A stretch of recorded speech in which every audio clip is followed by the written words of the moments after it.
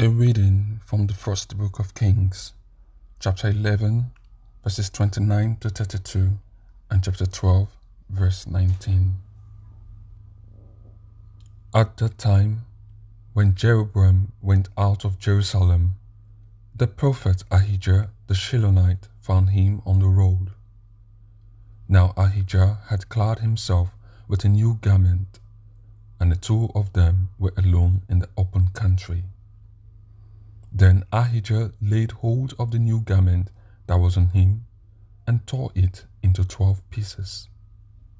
And he said to Jeroboam, "Take for yourself 10 pieces, for thus says the Lord, the God of Israel, Behold, I am about to tear the kingdom from the hand of Solomon, and will give you 10 tribes, but he shall have 1 tribe for the sake of my servant David, and for the sake of Jerusalem, the city which I have chosen out of all the tribes of Israel." So Israel has been in rebellion against the house of David to this day. The word of the Lord. Responsorial Psalm. The response to the psalm is, "I am the Lord your God, listen to my voice."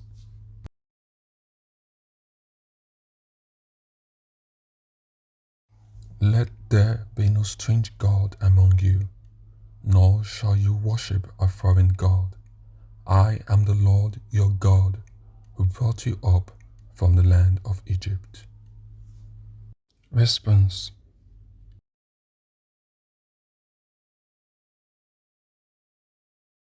But my people did not heed my voice, and Israel would not obey me. So I left them in their stubbornness of heart to follow their own designs. Response.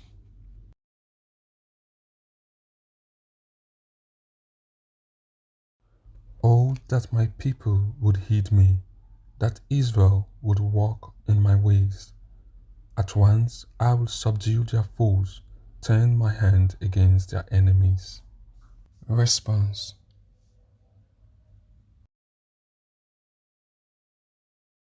Gospel acclamation. Alleluia, alleluia. Open our hearts, O Lord, that we may give heed to the word of your Son. Alleluia.